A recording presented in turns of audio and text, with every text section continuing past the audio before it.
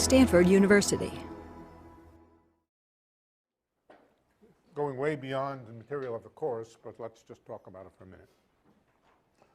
The model we talked about had a Hamiltonian, or an energy, which is just C times P. P can be positive or negative. The wave functions for a given P are just e to the IPX. And there's nothing better about e to the plus IPX or P being positive or negative. They're both perfectly acceptable plane waves, but one of them has positive energy and one of them has negative energy. Just reading off here. Now, negative energy is not such a good thing in the real world. Negative energy is not such a good thing in the real world because if there were particles of negative energy, the world would be unstable. The vacuum would not be, an empty space would not be the state of lowest energy. You could take empty space, which we can say has zero energy, and then just start putting in particles of negative energy. Particles of negative energy will lower the energy, and anything that lowers the energy tends to be favored. You can make lots and lots, more and more particles of more and more negative energy. You have to get some positive energy from someplace. You have to get some positive energy from someplace, but you could, for example, radiate photons and at the same time produce more and more of these negative energy particles. If there were particles of negative energy, the empty space would just be unstable with respect to creating more and more positive and negative energy particles. You have to conserve energy, so you'd have to do both, but that would happen.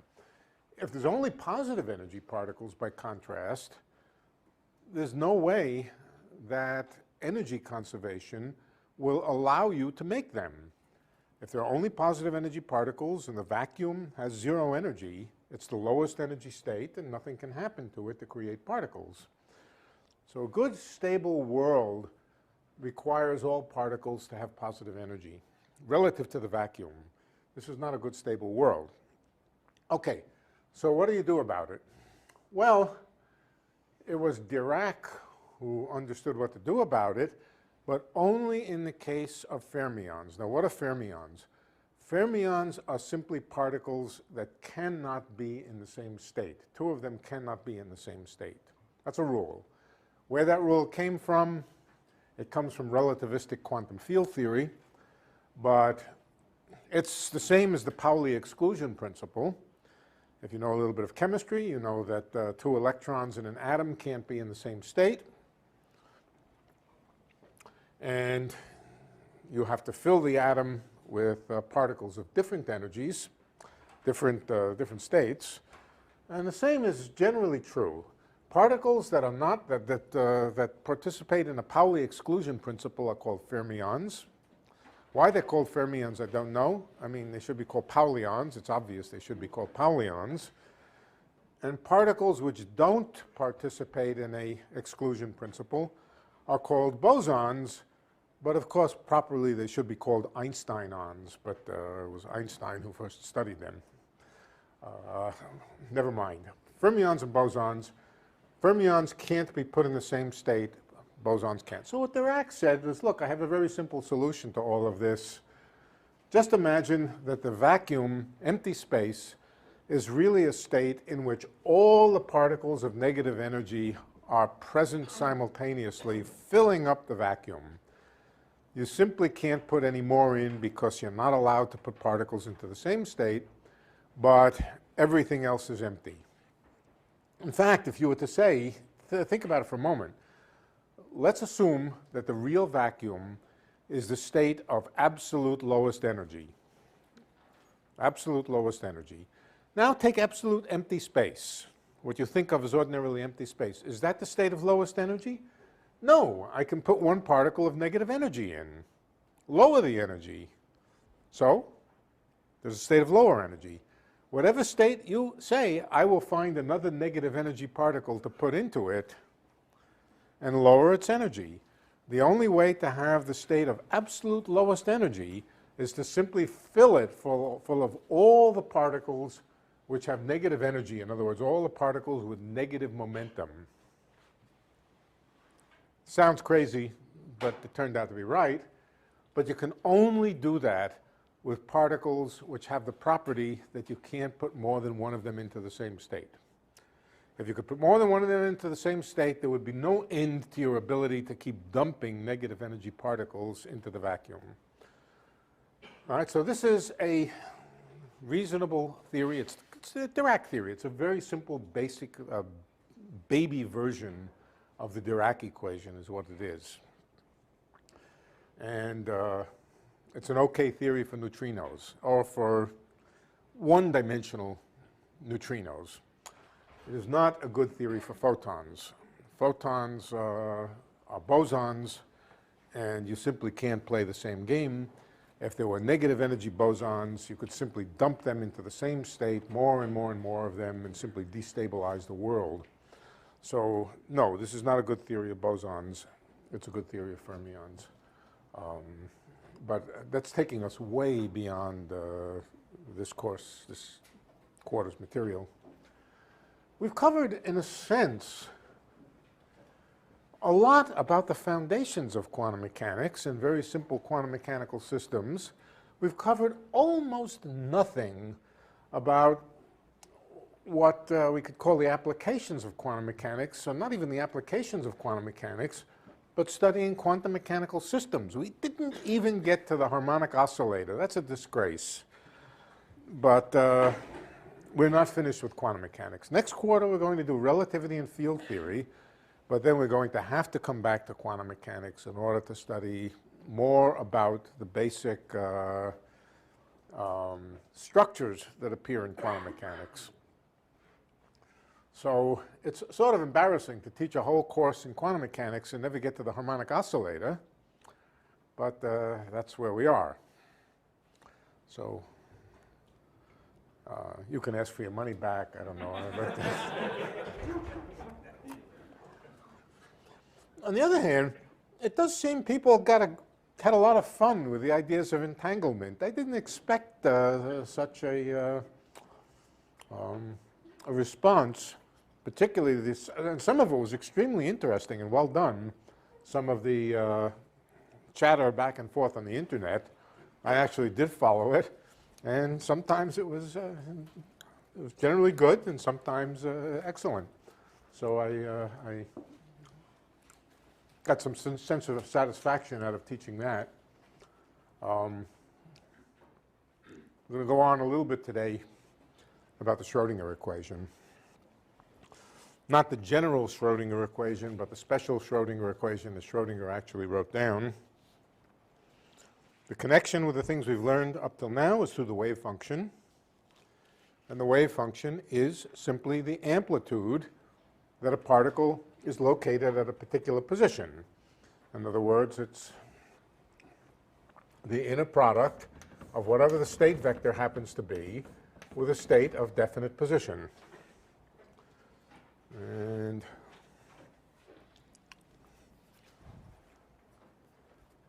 we can also write a momentum space wave function. The momentum space wave function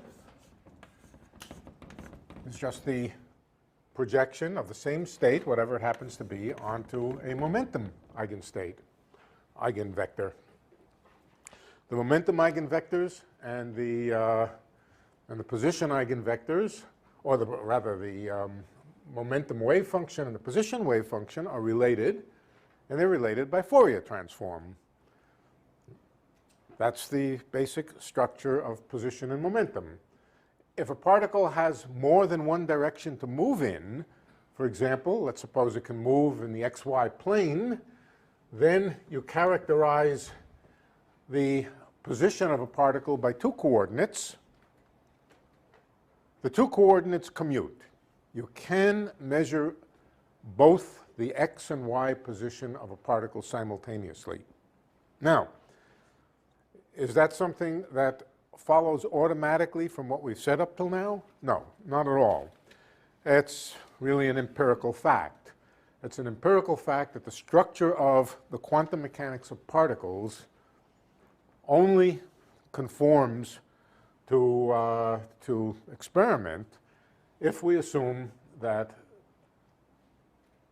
the different coordinates, the different directions that a particle can move in commute. And that means that the wave function is really a function not of a single variable, but a function of a collection of variables, the collection of variables being the position, the various coordinates of the particle. If we have several particles, then the wave function becomes a function of the coordinates of all the particles. We're not going to go into that today, but I just tell you that the wave function thought of, the wave function of a collection of particles, is not a function of three-dimensional space. It's a function of all of the coordinates of all of the particles. In the same way that phase space, the phase space of a particle, is described by a collection of a large number of coordinates and momenta in the case of classical physics, the wave function of a particle is a collection of a system, is a collection of, a function of the collection of all of the coordinates. So for example, if you have 10 to the 23rd particles, psi would be a function of 10 to the 23rd coordinates. Okay, so that's the basic structure. And you can go to momentum space by Fourier transform and write the wave function instead as a wave function of all of the momenta of all the particles. You can even have mixed situations, mixed representations, where you may describe a wave function in terms of the coordinates of some of the particles and momenta of the other particles. This is also allowed. But we're going to focus on the case of one-dimensional motion again. We're going to come back to that and just discuss the behavior of the wave function, its properties, just a little bit, mainly properties of the Schrodinger equation. First, the uncertainty principle. Okay. Where does the uncertainty principle come from? It comes from the fact that x, the coordinate, and p don't commute. Whenever two coordinates or two observables don't commute, it becomes impossible to measure both of them simultaneously because there aren't eigenvectors which are eigenvectors of both observables. In particular, the eigenvectors of x are extremely different. Every eigenvector of x is extremely different from every eigenvector of p. The eigenvectors of x are sharp, narrow, highly localized functions in space. And the eigenvectors of momentum are, first of all, complex, e to the I px, but their real and imaginary parts are oscillations over all of space. And so they're sort of space-filling. They're not space-filling. It's not that the particle fills space. It's just that the particle is everywhere equally likely to be everywheres when its momentum is known. So that's the most primitive observation about the uncertainty principle. If you know the position of a particle, you certainly don't know its momentum, or if a particle is in a position eigenstate, it's very far from a momentum eigenstate. If it's a momentum eigenstate, it's very far from a position eigenstate. That's the most primitive version of it. We could say more qualitatively. And then we'll come to quantitative. We'll come to quantitative precise theorem in a moment. But if we look at the wave function as a function of x and its relationship by Fourier transform dp over the square root of 2 pi psi twiddle of p e to the I px. And I won't bother writing the other relationship. The other relationship is the one that writes psi of p in terms of psi of x. And just start fooling around trying to construct psi of p or psi of x one from the other by Fourier transform, you very quickly discover that the narrower the distribution in X, the broader the distribution in P will be. That's a property just of the Fourier analysis, that the narrower psi of X is, the broader psi of P is, and vice versa. If psi of P is very narrow, it means that it's basically a single plane wave, then it's very broad in X. And so that's a pattern of Fourier transform. The narrower a function is, the broader its Fourier transform is. That's the qualitative understanding of the uncertainty principle, but let's try to do a little bit better. Let's try to see if we can define the notion of uncertainty and then see if we can prove a theorem. Okay. I'm going to prove a slightly simplified version of the theorem, mostly because there's just too much on the blackboard if I prove the full general theorem. I'll prove a simplified version of it, but the simplified version of it contains the basic ingredients. All right, first of all, what is meant by the uncertainty in a variable?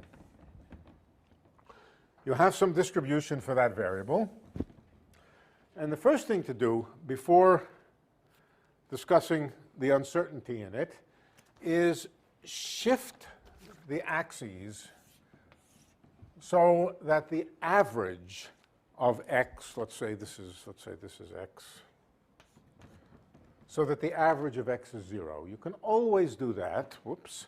If the average of X is not 0, let's suppose you have some wave function like that. X equals 0 is over here. If you put your center of coordinates over here, obviously the average of X, the expectation value of X, will be negative. If you put your coordinates over here, the average of X will clearly be positive. And as you move the origin, you'll eventually find a position where the average of X is exactly equal to 0. So let's simplify our story by shifting coordinates. This is just a shift of coordinates, just shifting our coordinates until the average value of X is equal to 0. Okay, so average of X is equal to 0 first. Then what? Now, we've done it. With average of X is equal to 0. What is the uncertainty? The uncertainty, by definition, is the average of X squared. Okay? And looking at the average of X, it's 0 because anything on this side is balanced by something on this side. X is positive over here, X is negative over here, so looking at the average of it, the average will cancel if you choose your axes in the right place. But the average of X squared measured relative to this located axis here, will not be 0. X squared is not 0 here, X squared is not 0 here. In fact, X squared, the only place where X squared is 0 is right at the origin. And so there's no way that the average of X squared can be 0. And in fact, the broader the wave function, the larger the expectation value of X squared will be. Right? That's clear.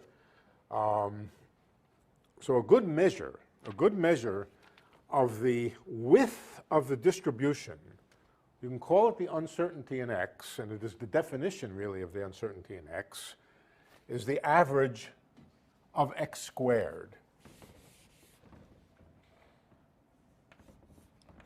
The average value of X squared with a given probability distribution, given that the average of X itself is equal to 0, that is the uncertainty in X. And it's just called delta X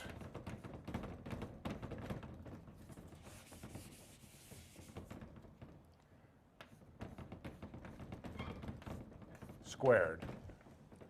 It's just called, it's a positive number, delta X squared, and the broader the distribution, the larger it will be.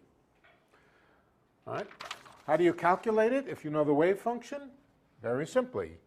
You take the integral of psi star psi of x, that's the probability to find the particle at x, times x squared. That's the expectation value of x squared. Okay? That's the average of x squared. Probability to find the particle at position x times x squared. That's the definition of the square of the uncertainty. That's the square of the uncertainty of x. And as I say, it's definition, but it's a good definition.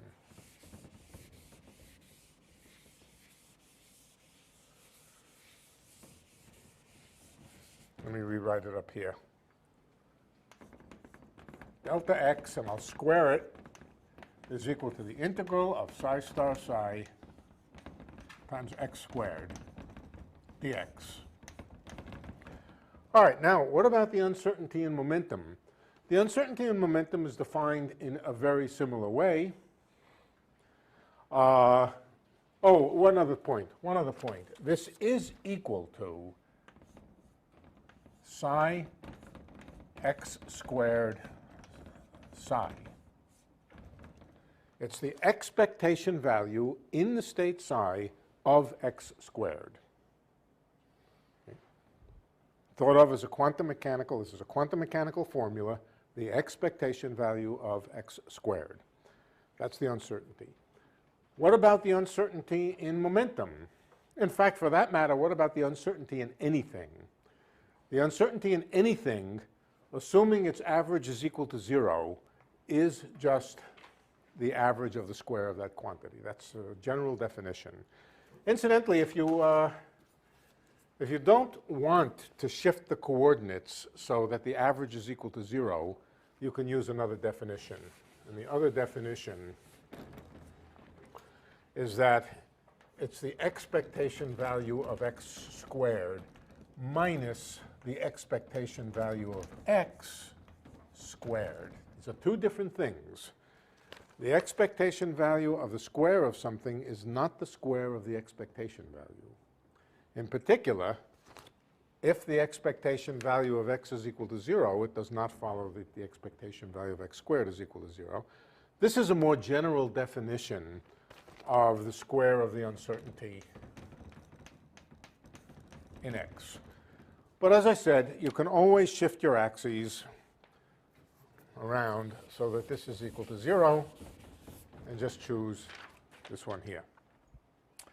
Okay, what about the expectation? What about the uncertainty of momentum? The uncertainty of momentum is defined in essentially the same way.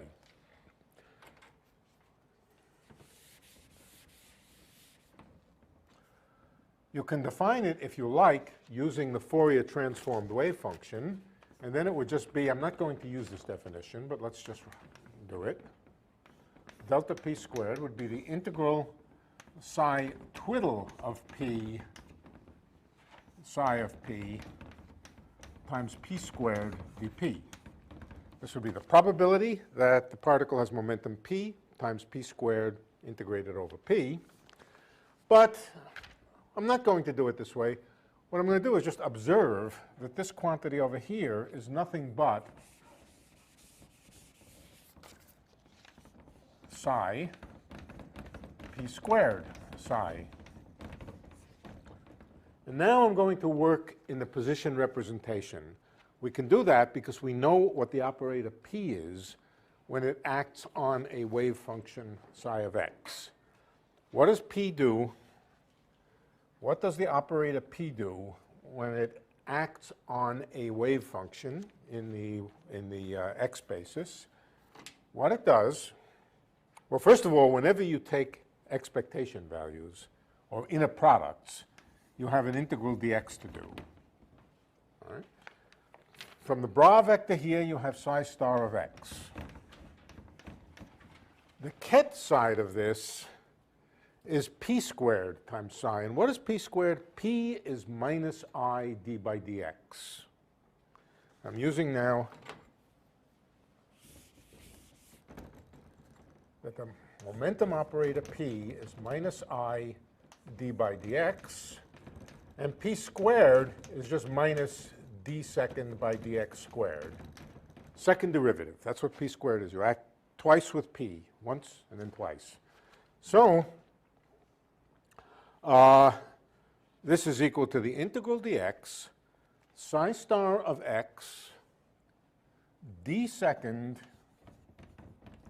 psi by dx squared with a minus sign. The minus sign coming from minus I times minus I. Okay. Now you look at this and you worry a little bit. There's a minus sign here. How can the uncertainty in P be negative? What does it mean to have a negative uncertainty in P? There's a minus sign here. What's going on? What's going on is that the integral in here is negative. That's all that's going on. The integral is here. And how do you see that the integral is negative? You integrate by parts. So I'll just remind you, the rule for integrating by parts is if you have, and we're going to use this over and over. If we have two functions, f and g, then the integral f dg by dx is equal to minus the integral df by dx times g dx. This is true as long as f and g go to 0 appropriately at infinity, so that the boundary terms don't contribute in the integration by parts. All right, but just look at the structure of it, because we'll use it over and over. You can switch the derivative from one factor to the other factor at the cost of a minus sign. All right, that's the basic rule. Okay, so this is the second derivative. The second derivative is also, of course, the first derivative. Namely, it's the first derivative of the first derivative, d psi by dx. Let's do an integration by parts. All we have to do is switch the d by dx to psi star and change the minus sign. Okay, so this becomes dx. Let's put the dx over here. The d by dx can switch to the psi star at the cost of a change in sign. So this becomes plus, and this becomes d psi star by dx. Now look what we have here. We have d psi by dx, and we have d psi star by dx. This factor is the complex conjugate of this factor. They're just complex conjugates of each other. And what happens if you multiply a complex conjugate, a function by its complex conjugate? First of all, it's real, and second of all, it's positive. So the integrand in here is positive. The sign got changed to plus, and this is most definitely a positive integral here. So p squared, this is the expectation value of p squared. Okay. Do we know that the average of p is 0?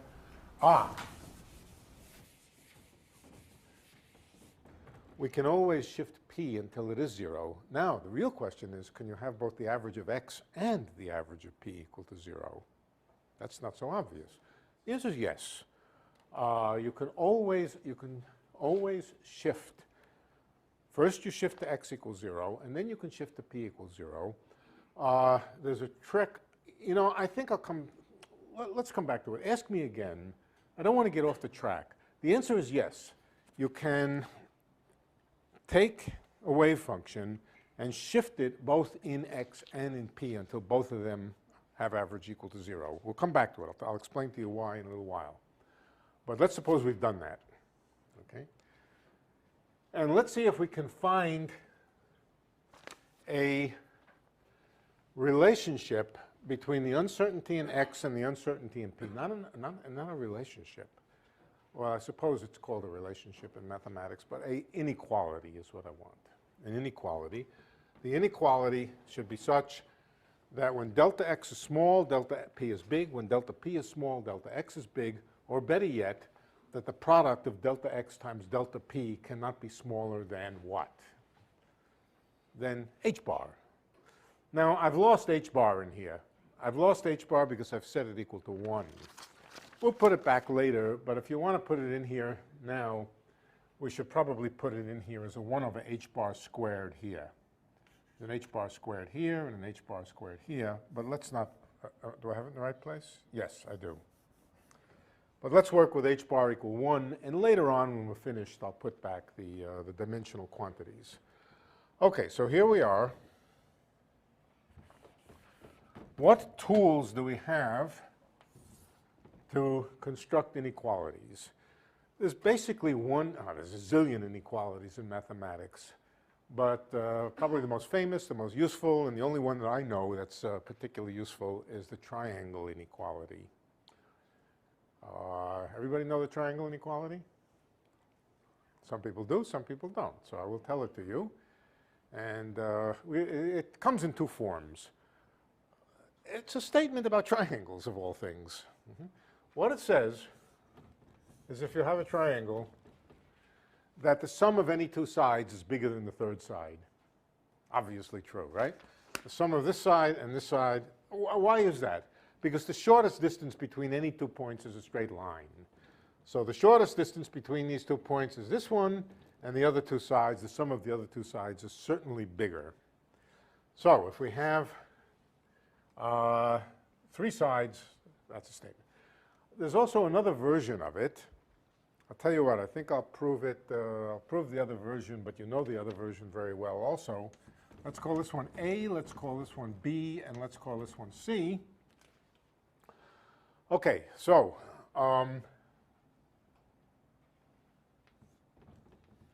A plus B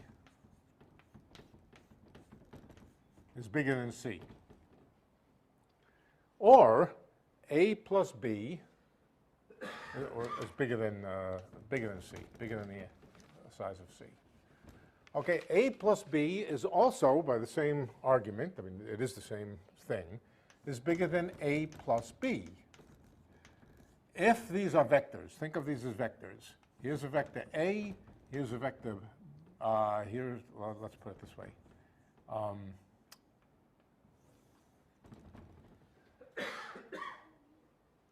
C is not A plus B, is it? It's A minus B in this case, right? I think I want to think of it this way. A, B, C. Okay, it's still a triangle. A plus B is bigger than C, which is the same as saying it's bigger than A plus B. Let's square it. Let's square it. Then this becomes A squared, square of the side of A, plus B squared, plus twice AB is bigger than this guy over here. But what's the square of A plus B? It is A squared plus B squared plus twice the dot product of AB. Where did I get that from? I wrote that A plus B squared is just A plus B dot A plus B. That's the square of the length of a vector, and that's A squared plus B squared plus twice the dot product of A and B. And so we have now an inequality from which we can erase A squared and B squared from both sides. Here's another form of the triangle inequality. Let's erase the 2's. And what it says is if you have any two vectors, given any two vectors, here's one vector, here's another one, AB, that the product of the length of one of them times the length of the other is always bigger, I think this 2 disappeared, is bigger than the dot product. Okay. There's another way to think about that. What is the dot product in terms of the length of A and the length of B and something else? What else do you need to know to calculate the dot product? Cosine of the angle. So A dot B is, of course, nothing but A B cosine of the angle. And cosine of an angle is always less than 1. So the triangle inequality is pretty trivial. It simply says that the magnitude, the product of the magnitude of two vectors is always bigger than the dot product between them because the dot product always has a cosine in there. Now this is true for vectors in 2 dimensions, 3 dimensions, 100 zillion dimensions. It's even true for vectors in complex vector spaces. It's just generally true for vectors in any kind of vector space that the magnitude defined as the square root of the inner product of the vector with itself, that this inequality is true. In fact, let's just write it as A dot B. And let's square it because we're going to use it in the squared form. A squared B squared is greater than A dot B squared. I've just squared, I haven't done anything very significant. And that's the inequality that we're going to use. Okay. It should be greater than or equal to. Yes, it should be greater than or equal to. The only time it's equal is when A and B are in the same direction. Right. That's right. Greater than or equal to. When cosine theta is equal to 1. All right. That's going to be our trick. So I don't think I need this anymore. We'll come back to it. Yeah, well, we will.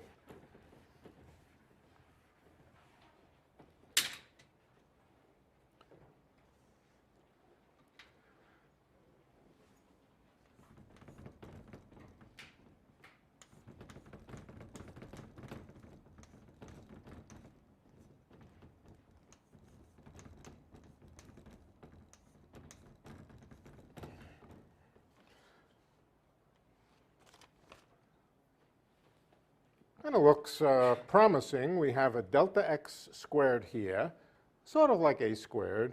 We have a delta p squared here, sort of like b squared.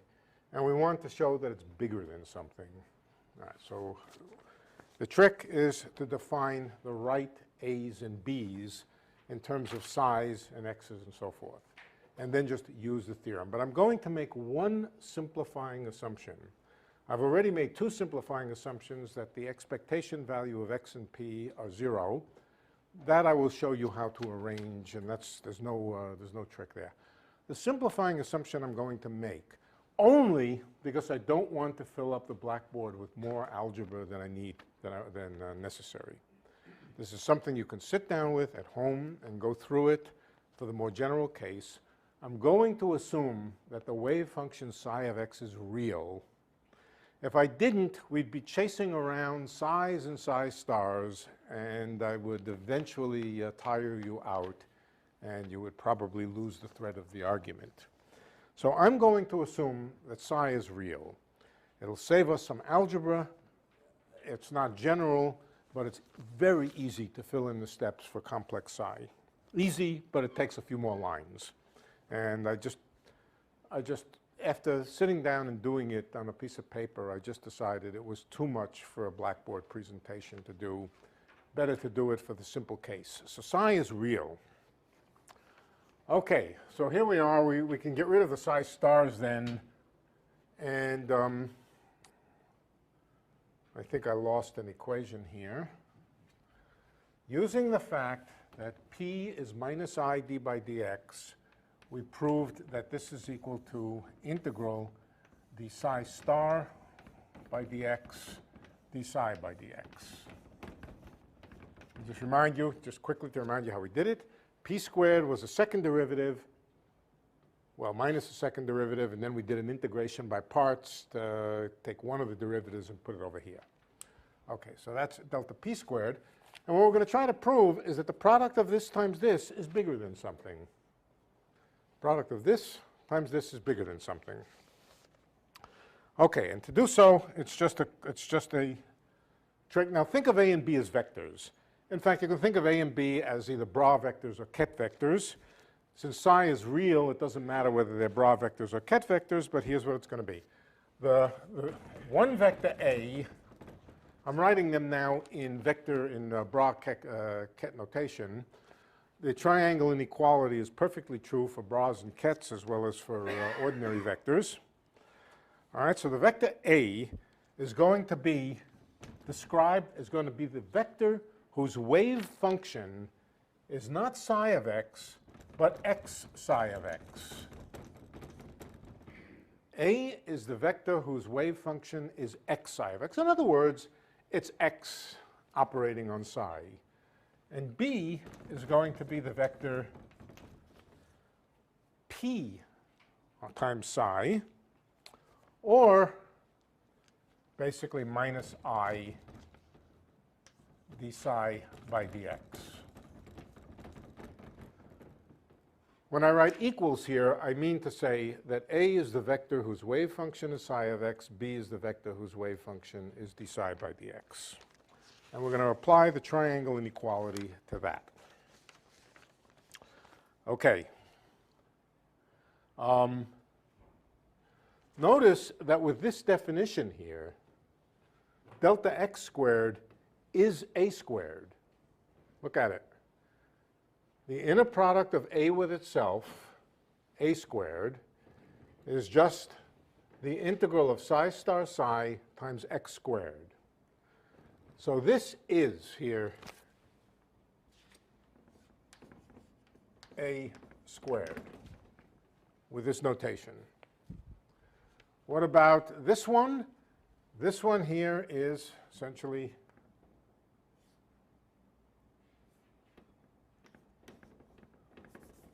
b squared. It's the inner product of b with itself. How come I don't have I have a minus I d by dx here. If I put minus I d by dx over here, I would have minus I times minus I, which is minus 1. How come I don't get how come I have a plus 1 instead of a minus 1? Complex conjugation. Yeah, so this is b squared. That's a squared. And a squared times b squared is this. All right. It is also delta x squared times delta p squared. So delta x squared, delta p squared, a squared, b squared. The triangle inequality is literally talking about delta x squared, delta p squared. So now let's look at the other side of the inequality here. The other side of the inequality is a dot b squared. So let's compute a dot b. It's the inner product of these two vectors. Right? And then we square it. Then we take its absolute value and square it. Because we take its absolute value, I don't have to keep track of i's, minus signs. In the end, they'll all go away because I take the absolute value. And so the inner product of a dot b is going to be equal. It's going to have an integral. Oh, one thing. I did say that I'm going to choose psi to be real. So all of these psi stars don't matter. They're just psi. Every place you see psi star, you can think of psi. Okay, so let's take a dot b squared. That's going to be a, which is psi of x, x. I've just written this in the opposite order. And then times b, which is going to be d psi by dx. As I said, I'm not worried about signs or i's for the simple reason that in the end I'm going to take the absolute value of this. So that doesn't play any, that will play no role. And let's look at this quantity. Now, we have a dot b squared, so I can multiply this by itself. If I wanted to multiply itself by itself, I could multiply it by another integral of the same type, y d psi by dy. This is dx. This is dy. But all I'm doing is writing the same thing twice. So if I can evaluate this, I am also evaluating this. Okay, so here's the trick. The trick is to say d psi by dx times psi. Does that ring a bell to you? D psi by dx times psi? The derivative log, right? No. No, not the derivative of the log. It would be the derivative of the log if it was in the denominator. You're on the right track, though. It's the derivative of the square of psi. It's 1/2 the derivative of the square of psi. the derivative of the square of psi is equal to twice psi d psi by dx. So apart from a factor of 2, what we have here is x times the derivative of psi squared with respect to x. Everybody see that? Yell out if you don't. Okay. So I can remove this psi here and replace this by psi squared. And at the same time, put a factor of 2 1/2 somewhere. I do the same thing with the other factor. Same thing here. Psi squared. Why, another factor of 2, which makes this altogether a factor of 1/4. And as I said, this is just a, I don't even know why I'm doing it. I should just write square. But I just wrote the square by writing the same thing down again. Okay. Next, integration by parts. You have a derivative here. It's a derivative of psi squared, but it's still just a derivative. And when you have a function times a derivative to be integrated, you can switch the derivative to the other function at the cost of a sign. But really, there's no cost in sign because there's another sign from this one over here. All right, so there's no real cost in sign, and besides, we're taking the absolute value. So this is equal to integral of psi squared times dx by dx. And likewise over here, integral psi squared dy by dy. Dx by dx, that's familiar. That's just 1.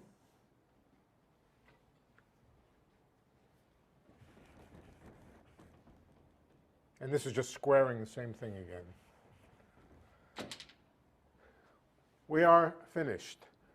We're finished because what is this integral of 1/4? Well, forget the quarter. What's the integral of psi squared? Psi squared is psi star psi. If psi is real, psi star psi is the same as psi squared. What's the integral of psi squared? 1. 1. It's the integral of the probability over all space. So each of these integrals is 1 if the wave function is normalized. We assume that the wave function is normalized. If we assume that the state vector is normalized, this whole thing is just 1/4.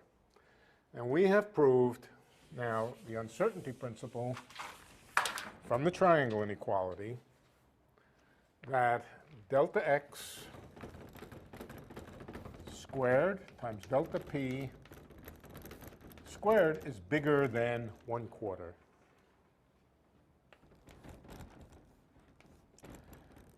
The 1/4, I remind you, came from 2 factors like this. Or if we wish to just, we can just write this as delta, we can take the square root of both sides. Delta x, delta p is bigger than 1/2. Now, what about units? X and p are not inverse to each other. So the product of an x and a p can't be a pure number. What is inverse to an x is a p over h bar. So really, this is delta p over h bar.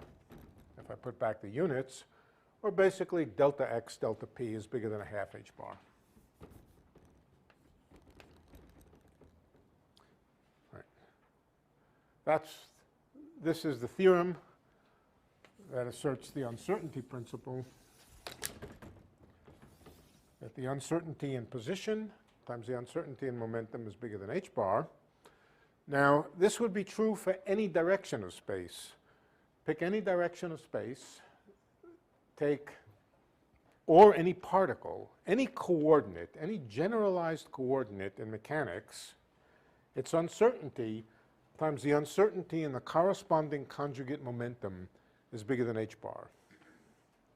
So that's bigger than h bar over 2, as a matter of fact. Any questions about about this particular version of the uncertainty principle? Yeah. The integration method has another term that I guess integrates to 0, right? Because it's Which term? well, f times the derivative of g is the integral of f times g minus the derivative, the Yeah. integral of the opposite derivative.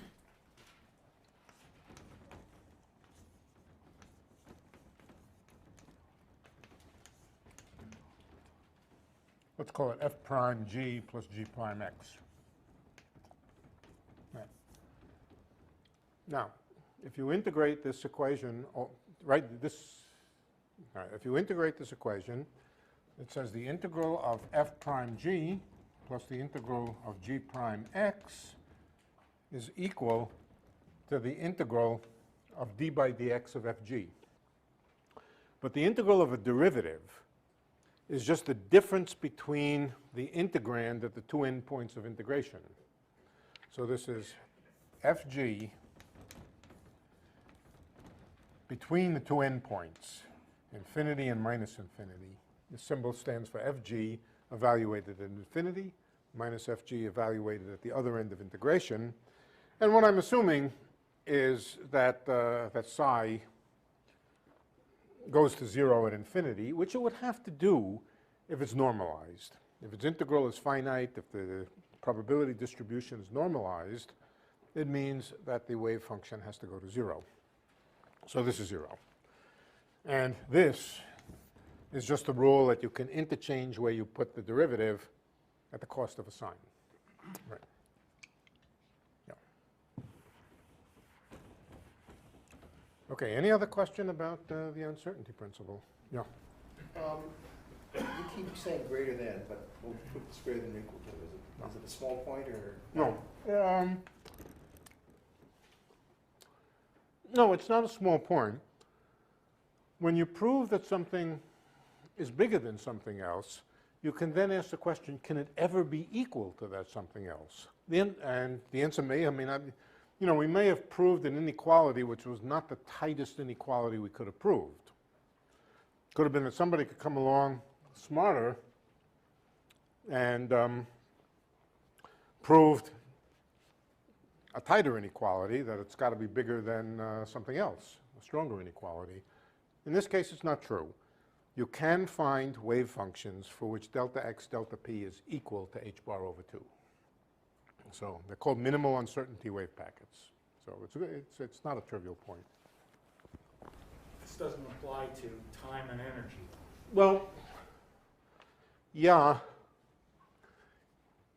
it does, but the circumstances under which you use it are less clear, and I don't really have time to explain now. We may, at some point in these courses, we will probably want to think about it. But do remember that the time dependence of a wave function, psi of t as a function of time, is a sum over the eigenvectors of the energy. Let's call it a sum over all the energy eigenvectors of e to the minus I e t, that's time, times the energy eigenvector times a function. Let's call it phi of e. So the relationship between the wave function as a function of time and the wave function as a function of energy is, once again, you sum up things in energy with phases like this to get things as a function of time. That's the Fourier transform relationship. So it's, but exactly how you use it is, I'll give you an example of how you use it. If you had some wave function moving past you, it's moving past you, and you ask, how long does it take for the wave function to actually pass you? And this could be a light beam, incidentally. But how long does it take for the wave function to move past you? In other words, what's the uncertainty in the time at which the wave function might have been maximum?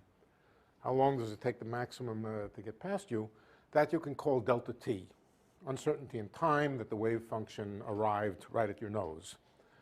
It's related to the uncertainty in the energy of the wave function. The bigger the uncertainty in the energy, well, let's say it the other way. The smaller the uncertainty in the energy, the bigger the uncertainty in when that wave packet will pass you, for example. That's an example of the energy-time uncertainty relation. So any pair of things which are related by Fourier expansion, and this is a Fourier expansion. It's writing psi of t as a sum or an integral over oscillations. Any two things which are related in that fashion will have a uncertainty principle.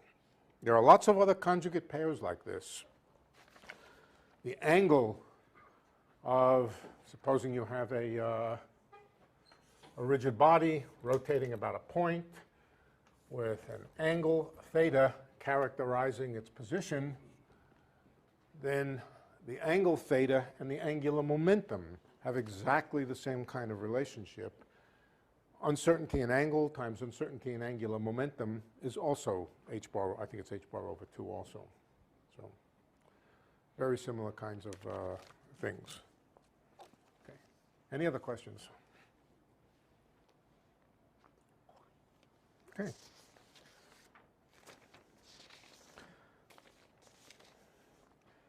Let's turn to the Schrodinger equation.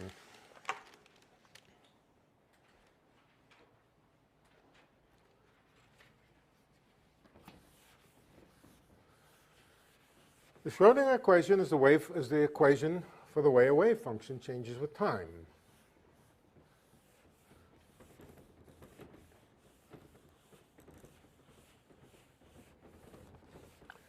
It also governs the way expectation values, if you know how the wave function changes with time, then you can try to deduce how expectation values of observables change with time. One of the things we would like to do is to see the relationship between the motion of wave packets governed by the Schrodinger equation and their classical counterparts, namely the motion of systems. Systems in this case being a particle. We would like to see that as long as the wave packet is narrow and not too crazily spread out and not, if it's a nice bell-shaped curve and stays a bell-shaped curve for some length of time, that the wave function or the center of the wave function moves in a way which is familiar from classical mechanics. We need to be able to do that to make any relationship between the classical and the quantum mechanical things that we've been talking about. Okay, now we talked about this. Let's first write down the general Schrodinger equation. I'm going to take you back a couple of lectures now. And go through the derivation of how a wave packet moves. Okay. The answer is the wave packet moves so that its center satisfies the classical equations of motion. I'm not going to do that in a new way. I'm going to go right back to the old way that we've already talked about. And to do that, we first of all, in order to know how the wave function changes, we need to know the Hamiltonian. And let's just remind ourselves how it works. The way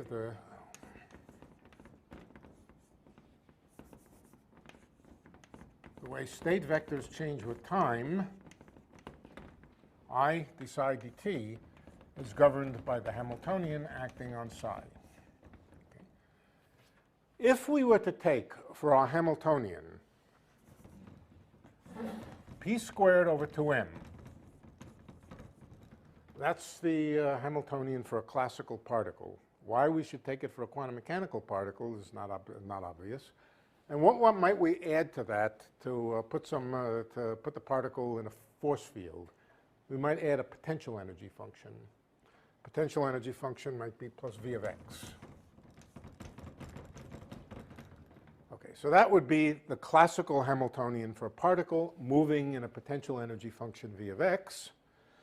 And we can take that, we can lift that right from classical mechanics and think of it as a quantum mechanical Hamiltonian, and then check afterwards, is the wave packet really moving the way classical mechanics would say that the classical particle moves? Okay. All right, so let's try that. We will just work, in a little while, we'll just work with this abstract equation here, but let's just see what it says. H on psi, H on psi. Instead of working with abstract Ket vectors, we can work with wave functions. And what this equation would say would be I d psi of x by dt is equal, now, p squared, what is p? P is minus I d by dx. P squared is minus d by dx squared, or d second by dx squared. There's a 1 over 2m minus 1 over 2m times psi. But what is v of x? Is v of x an operator? Yes, v of x is an operator. By definition, this is a definition now. I told you what the operator x does. The operator x, when it multiplies a wave function, just multiplies it by x.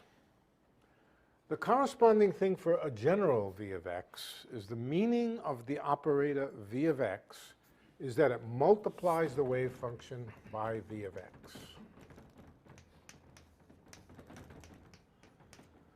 We didn't talk about that much. We didn't talk about functions of x. But functions of x are just defined in the obvious way, as thought of as operators. They operate on wave functions just to multiply by v of x. Is that because v of x is a function of position? Yeah. Yeah. Functions of operators, yes. V of x is a function of position. X multiplies psi of x, v of x also multiplies. And you can take this as definition. When you make a definition, of course, you're later going to want to prove that it was a useful definition. You don't just make definitions. You make definitions and then show that they either are valuable because they're easy to work with, or they're valuable because they relate things to previous things you already knew.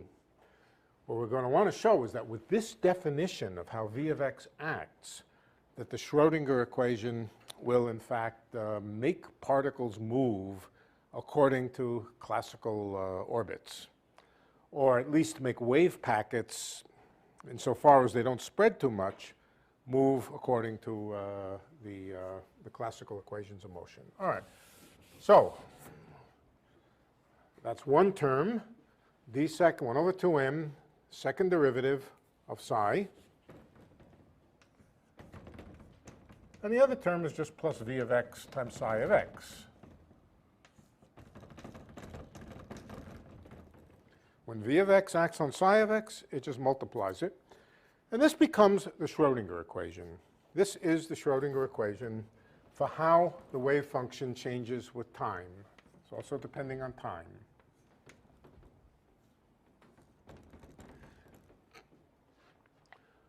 Let's at the same time write, you know what I want to do with this? I'm going to be interested in d psi by dt. So I think I'll multiply away this I. What do? We multiply, if we want to get rid of an I, we multiply it by a minus I, right? Minus I times I is 1. So multiply by minus I, that'll get rid of this minus sign and put an I here and put a minus I here. That's psi dot, if you like. The left-hand side is psi dot. Let's also write down d psi star of x and t with respect to t. It's not a new equation. It's just a complex conjugate of this one. And that one will be minus I over 2m d second psi star by dx squared plus I v of x psi of x. Yeah. I think I got it right. T at the end. Did I make a mistake? So let's try to star. Hey, everybody's talking at once and I can't hear. Oh, yeah, good. psi star. Good. Right, those are the Schrodinger equations. They're equivalent to each other. I just wrote them both because I'm going to need them both.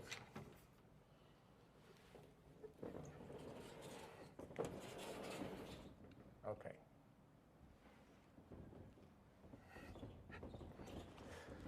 Now what do we want to do? We want to see how various expectation values change with time. If we identify the expectation value with more or less the center of the wave packet, if the wave packet looks like this, the center of the wave packet will be close to the expectation value. And so let's identify the center of the wave packet with the expectation value and ask how expectation values change with time. Let's see if we can work it out. All right, so let's start with x. Let's see if we can calculate d by dt of the expectation value of x. And that, of course, is d by dt of the integral psi star of x, x squared, no, just x, psi of x. When you wrote down the d over dx at the start, you said dt? dt, d by dt. In other words, the velocity of the center of the wave packet. That's all this is. It's the velocity of the center of the wave packet. Why does it change? It changes because psi changes. How do we know how psi changes? We know how psi changes because we know the Schrodinger equation. So this is going to be a little exercise, a little bit too tedious for my taste to do on the blackboard. It's not very tedious, but still, I may cut little pieces, take some shortcuts, but I'll tell you when I do. Okay, so this is what we want to calculate. And this, of course, x is just x. It's not dependent on time. But psi star and psi are dependent on time. So when I differentiate, I get a term from each one of these.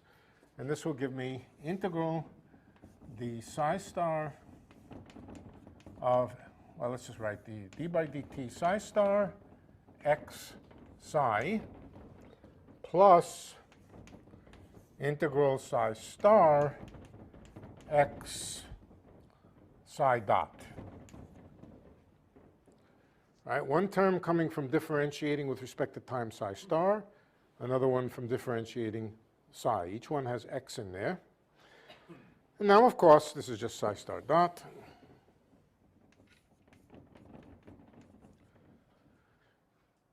All right, first thing is we don't really have to calculate both of these. These are complex conjugates of each other. We have psi star dot here, we have psi dot here. We have psi here, psi star here, and x is real. So in fact, all we have to do is calculate one of them and add its complex conjugate. That's all we have to do. Or equivalently, just take twice the real part. Adding something to its complex conjugate, the imaginary parts cancel, and it's just twice the real part. All right, so we can use that. I'm not sure we'll need it, but let's say it's twice the real part of this. Twice this, and keep in mind that we throw away anything that's imaginary. We throw away anything that's imaginary because we add the complex conjugate, and that will throw it away. Okay, so now let's plug in d psi star by dt over here. And that gives us minus I over 2m d second psi, well, let's see, what are we doing? It's plus, I'm sorry. It's plus I, it's the upper equation there, d second psi by dx squared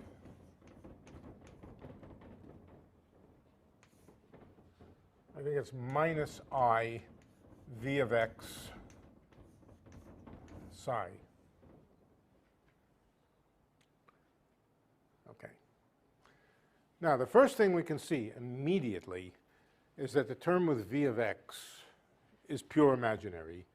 There's psi star, there's x, there's psi. Psi star psi is certainly real.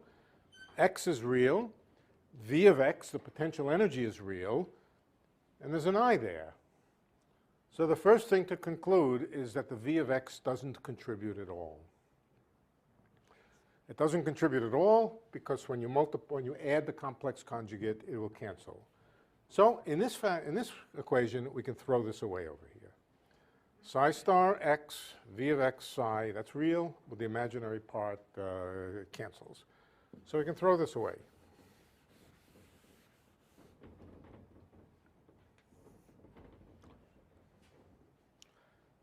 Okay. Next, what's the next step? Integrate by parts. That's always the next step. It's always the next step is integrate by parts. We have here a derivative. It's a second derivative, but a second derivative is also a first derivative. Let's write it that way. It's d by dx of d psi by dx. Incidentally, partial derivatives have no, well, yeah, they do mean something. They mean derivatives with respect to x without changing time. Yeah, okay. All right, so that's our equation. And now I want to integrate by parts, which means I want this d by dx over here to shift to the other factor. I want to shift it to the other factor, and I'm going to get two terms. Let's look at what the two terms are.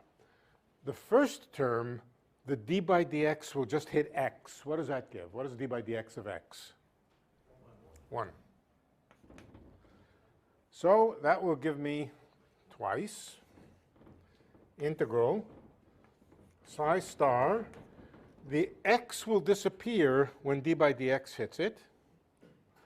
And there is d psi by dx, right? d psi by dx.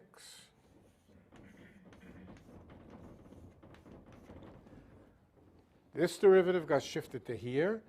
There's an I think, over 2m, right? There's an I that I left out over 2m. Oh, what else did I leave out? Integration by parts. Minus.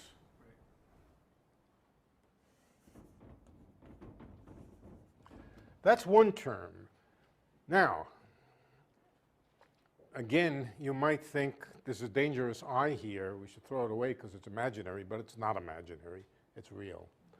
We'll see that in a moment. Okay, well, in fact, we'll see exactly what it is in a moment.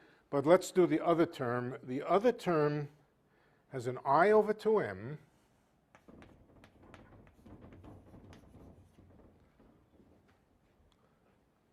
I over 2m. There'll be an x. The x does not get differentiated now. X.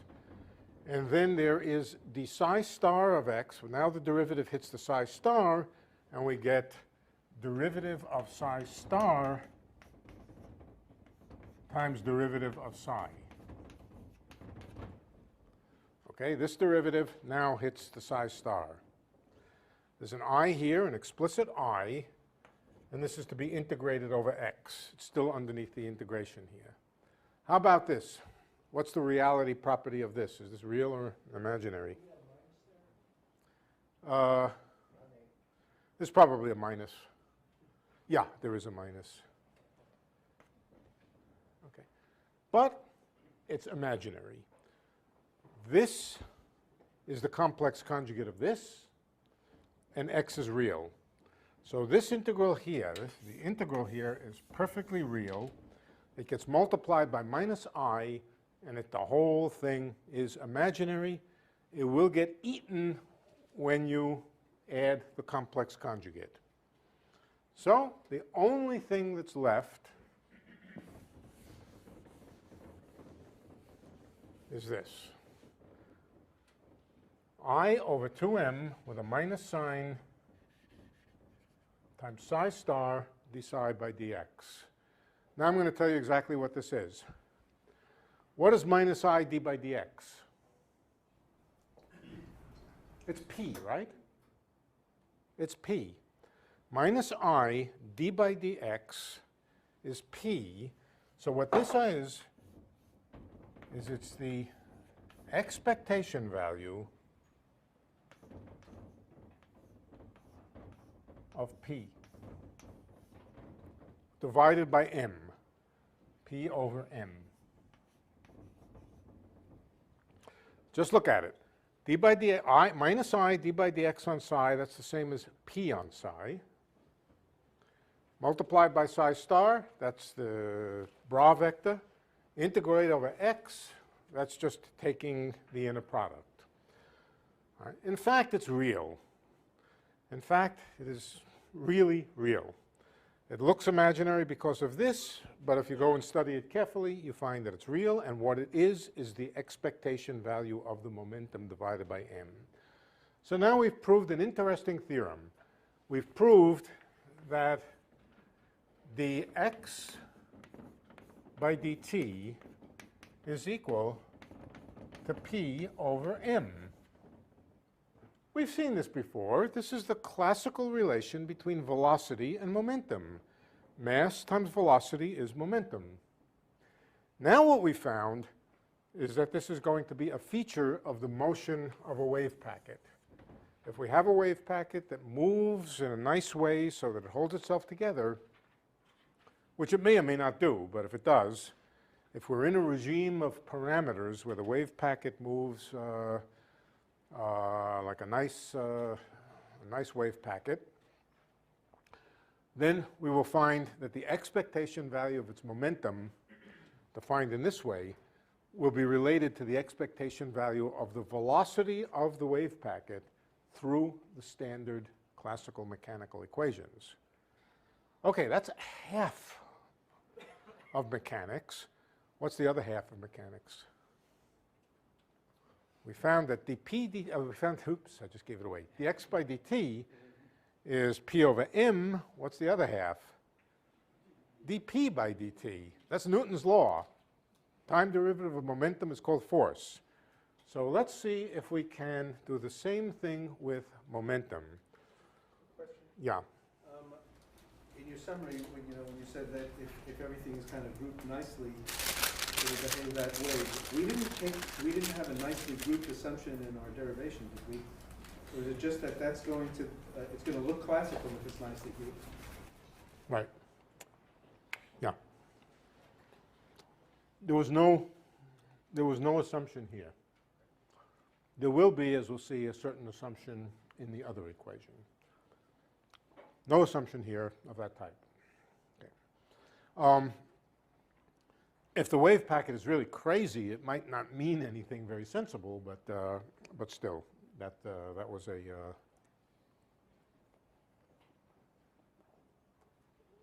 nothing I did up till now depended on any approximate notion of how the wave packet moves. Okay, we got this. Let's see if we can get the other half. Now, I don't guarantee to be able to get through it without all sorts of errors of i's and minuses, but let's try this one. All right. P, the average of P is gotten by acting with P on psi, and that's minus I. It'll give us a minus I, which I'll put over here, but then d by dx. d psi by dx. We could put the derivative over here by an integration by parts and a sign change, but we'll leave it over here. Are we looking for dx? Hmm? Are we looking for ddx of P? Or is it D on the very left-hand side? Should that be an x on the bottom? Where? D by d. No, no. Yeah, it should be No, no. We want the time derivative of the momentum. What do we want to see? We want to see that the time derivative of the momentum is governed. Let's write Newton's equation. P dot is equal to force. That's it. What is force in terms of the things I've written on the blackboard? Minus dv by dx. So this is what we're going to want to show, minus dv by dx. But we'll show it in the form that d by dt of the expectation value of the momentum is minus the expectation value of dv by dx. dv by dx is also a function of x. If v is a function of x, dv by dx is a function of x. It's called a force. So what this says is the average rate of change of momentum is the average of the force. The force, the dv by dx is minus f. Okay, so that's what we want to show. We want to show that dp by dt is dv dx. That's our goal. Okay, and how are we going to show it? Once again, we're going to show it by using the Schrodinger equation to tell us how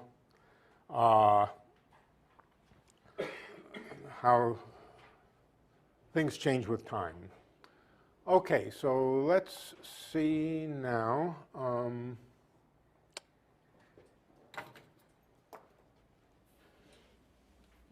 This may get a little bit unpleasant. I'm not sure. Right. What I'm debating. All right, let's start working it out, and at some point I may say, well, I know this goes away and this doesn't go away, but we'll see how it goes.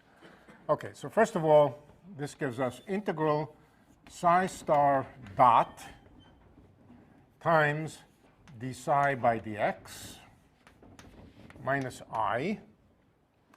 And then there's another term. Where did that come from? That came from differentiating psi star with respect to time. Then there's going to be another term where d by dt will hit psi. Okay, so what will that be? That will be, again, minus I integral psi star. Now, the order of differentiation doesn't matter, so this can be written as d by dx of psi dot.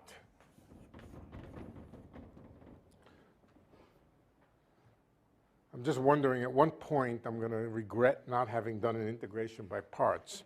But it won't matter, because if I do the integration by parts, I will regret it. So I might as well just go ahead. Is there an extra I? No, I don't think so. I don't think so. No, I think it's right. Okay. Oh, you know what? I think it will be convenient to integrate this one by parts. If I integrate this one by parts, I will get a plus I here and a d psi star by dx here. Now, the reason it's convenient is because the thing in here is the complex conjugate of the thing here. Okay? Psi dot star, well, that's the complex conjugate of psi dot. D psi by dx, that's the complex conjugate of psi star. But notice it's I times the difference. What do I get when I take I times the difference of two complex conjugates? You get a real thing again. All right? So, I think it's just the real part of this. Well, let's just keep going. My eye, let's just keep going. We can erase this and remember in the end that the answer has to be twice the real part of this. Twice the real part of this. And we don't have to keep track of both of them. Okay, now, what do? We plug in the Schrodinger equation and pray like mad that it all goes well. Okay, so psi dot is equal to I over 2m d second psi by dx squared minus I v of x psi.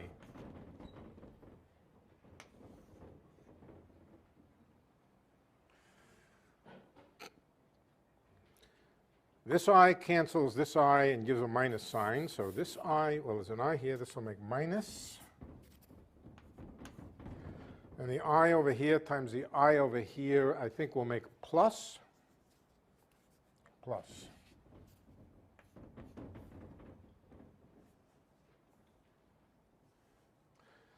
Okay, we have a somewhat unpleasant thing here. How unpleasant is it? Let's see.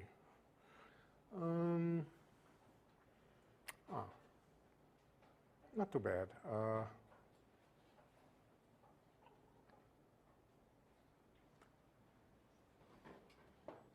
This piece, I believe, is pure imaginary.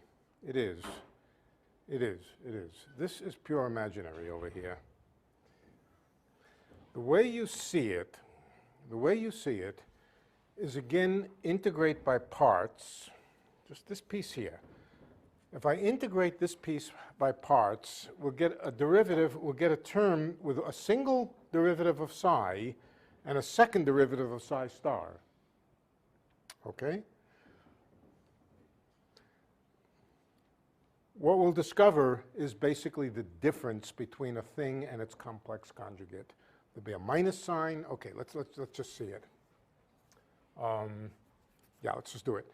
If I differentiate, or sorry, integrate by parts, that'll bring the derivative over to here.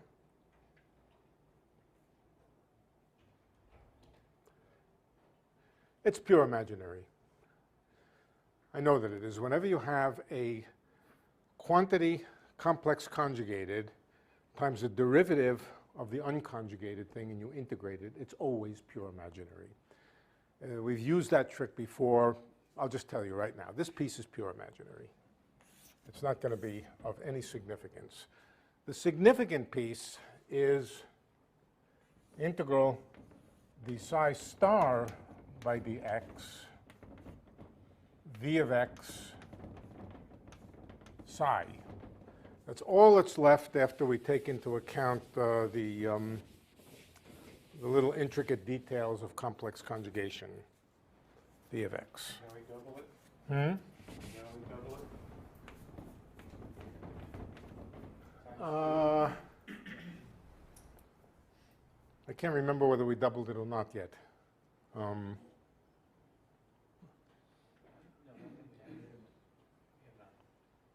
I think we double it. I think we double it. Yeah, we double it. We have to double this. Okay. Yes, we have to double it. Or add it to its complex conjugate, I would say, right? We have to add it to its complex conjugate, I think. In fact, let's do that right now. Let's add it to its complex conjugate plus the integral of psi star v of x d psi by dx. All right, I've taken this and complex conjugated it. I've taken this and complex conjugated it, and v is real. Okay, now we're almost there. We have d psi star of x dx times psi. Let's pull out the v of x. Let's pull it way out here, v of x. V of x times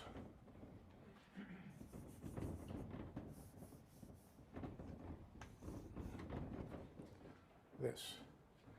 Now what is this thing here? Psi times d psi star of x plus psi star times d psi by dx. It's the derivative of psi star psi with respect to x.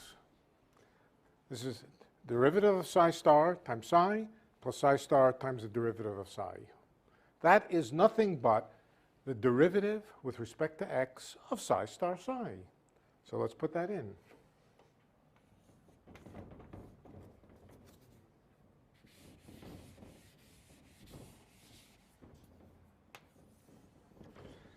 And the next step, integrate by parts. All right? Integrate by parts. That'll take the derivative over to here, and it will give me minus the integral of psi star psi times dv of x.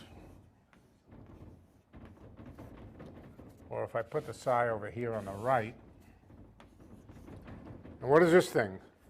The integral of psi star psi times dv dx, that's the expectation value of dv dx. This whole thing is the x minus the expectation value of dv dx. In other words, it's exactly this. So what we found after a slight bit of painful integration by parts and a little bit of algebra and throwing away some things which I told you were pure imaginary, which they were, we find that dp by dt is exactly equal to minus dv by dx, but in the sense of expectation values. In the sense of the expectation value. All right. Now, why do I say, this also is exact. I didn't do anything illegal here. I didn't do any approximation.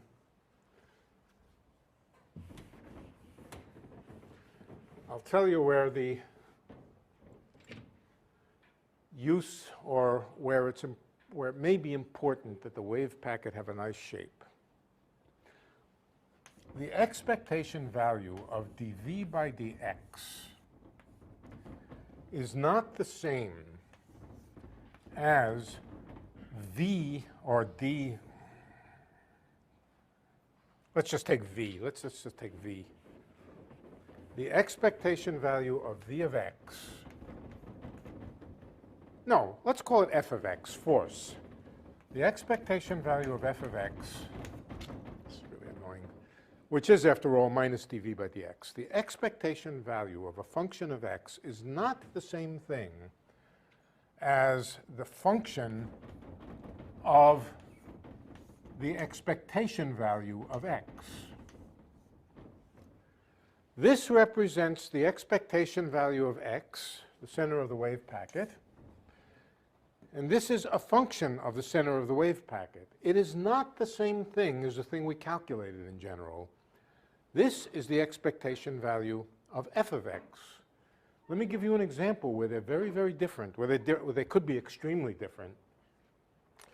Suppose, for example, that f were equal to x squared. Supposing the force happened to be x squared. And supposing the wave packet consisted of a pair of bumps. Let's see, is that what I want? I think that's what I want. Yes, that is exactly what I want. Centered about 0. What is the expectation value of x? What's f of the expectation value of x? 0, right? On the other hand, what is the expectation value of x squared? Certainly not 0. This one has an x squared that's equal to the x squared of this. Right? It's certainly not 0. So when wave packets are not nice single bumps, which are mainly characterized by their centers like this, then in general you could not write that the time rate of change of the momentum is equal to the force evaluated at the expectation value of x. It's only if the wave functions are nice and so that concentrated over a fairly narrow range. If they're concentrated over a reasonably narrow range, then the expectation value of f of x is the same as as f of the expectation value of x. This is where we have cheated a little bit in saying this looks like the classical equation of motion. That depends on the wave packet being nice and coherent and well localized. What are the circumstances under which a wave function will remain nicely localized? Well, I'll tell you what the circumstances are. the circumstances are that the particle is heavy. If the particle is heavy and takes two things, the particle being fairly heavy and the potential energy not having too many spikes, not having spikes in it or something like that. Spikes, when the wave function hits spikes, it tends to break up. For example, if you have some sort of wave function coming in, a nice wave packet coming in, moving to the right, and it hits a point structure here, what will it do? It will spread out all over the place like that. The wave function will disintegrate all over the place. If, on the other hand, it hits a very smooth potential of some sort, then it will go through the smooth potential, moving more or less according to the classical equations of motion. So, you know, we don't expect quantum mechanics to reproduce classical mechanics in every possible circumstance. We expect it to reproduce quantum mechanics in circumstances where it should, where particles are heavy and where potentials are nice and smooth and don't cause the wave function to break up into little pieces or disintegrate or scatter all over the place. Okay.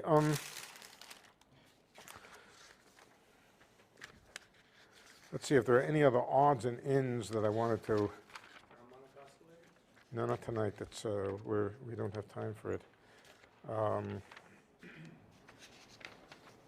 about what you were just describing.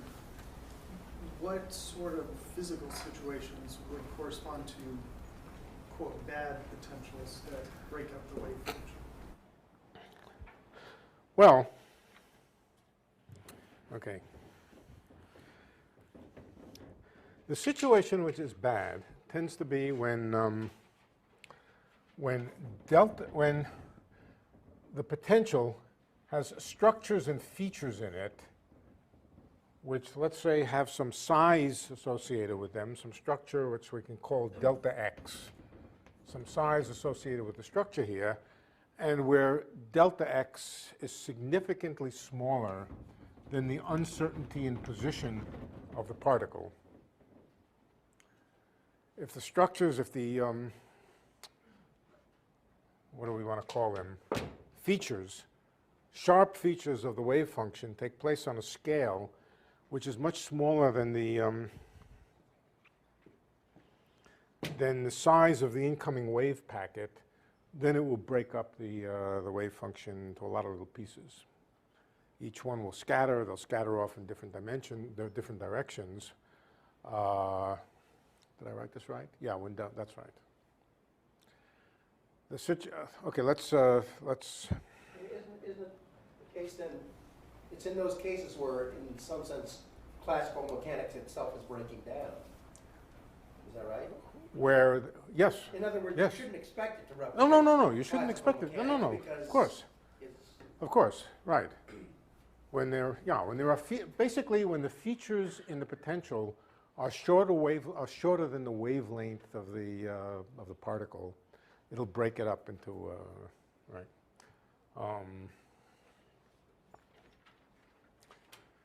Now, if you were to take a bowling ball and you were to ask what is delta x, well, let's see. Typically,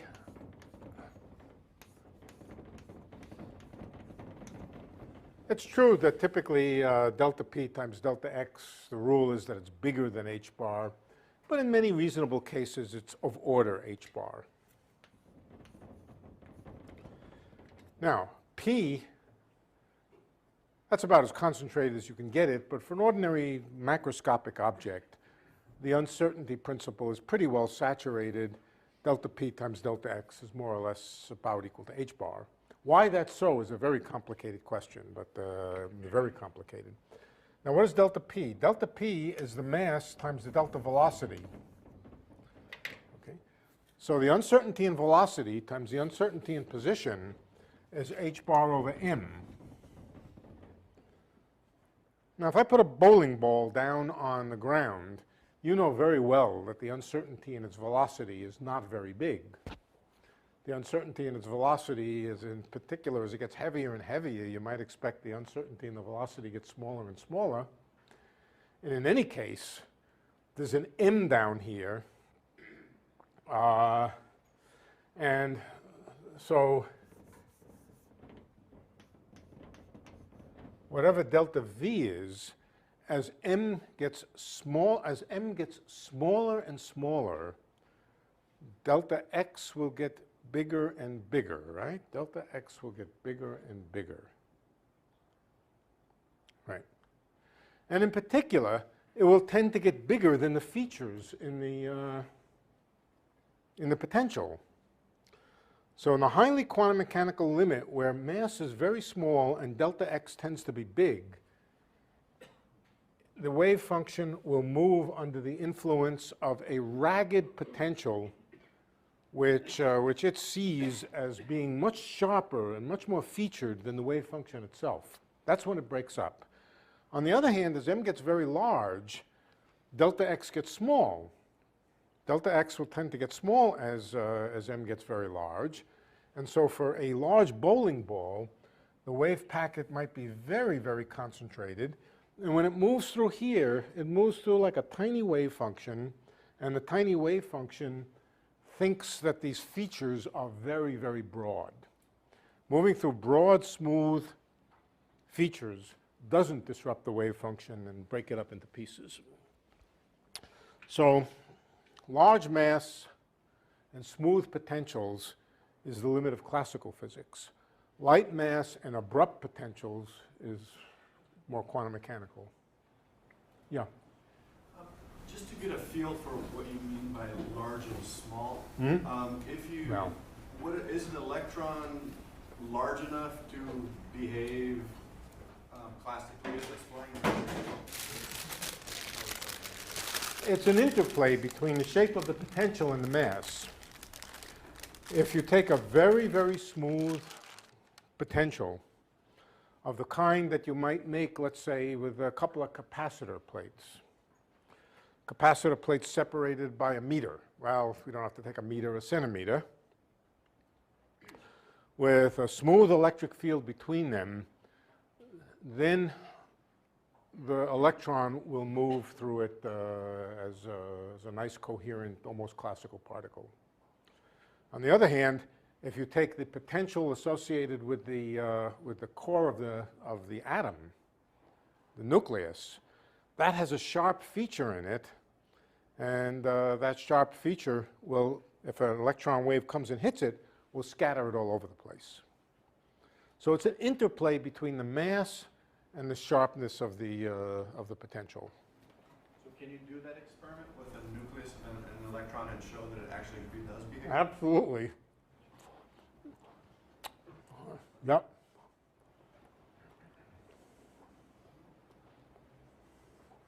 And isn't that what led? Let's not do.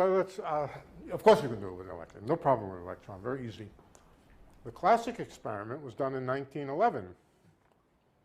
It wasn't done with electrons. It was done with alpha particles.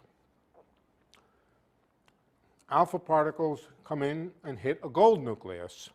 A gold nucleus is a small thing, and the result was that the gold nucleus, when the alpha particle comes in, the wave, quantum mechanical wave of alpha particles comes in, hits that tiny gold nucleus, and it gets scattered in all directions. That's why Rutherford was a bit surprised to see his alpha particles get scattered right back at him. And what did it tell him? It told him that the nucleus was very small. Right.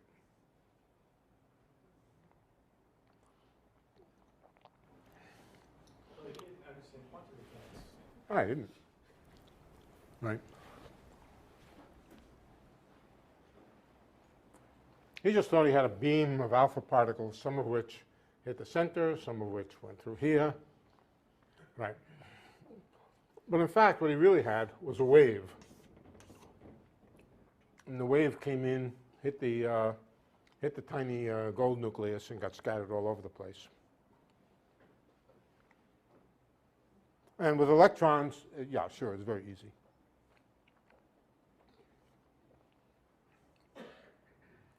That's what happens in accelerators when electrons hit small targets. They just scatter. Oh, photons do also. Photons do also. Electromagnetic waves, if they hit structured objects with a structure size smaller than the wavelength, they get scattered all over the place.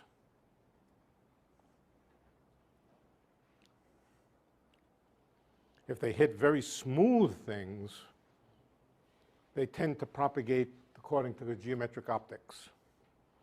For example, if you have a piece of material with a position-varying index of refraction, if that index of refraction is varying very smoothly and very slowly over the wavelength of the photon, then geometric optics is a good approximation.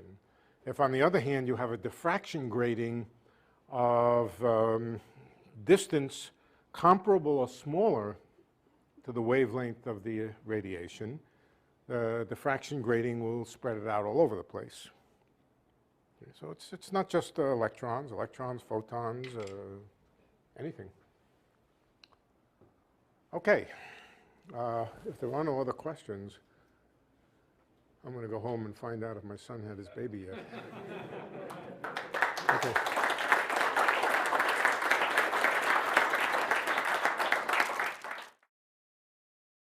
For more, please visit us at stanford.edu.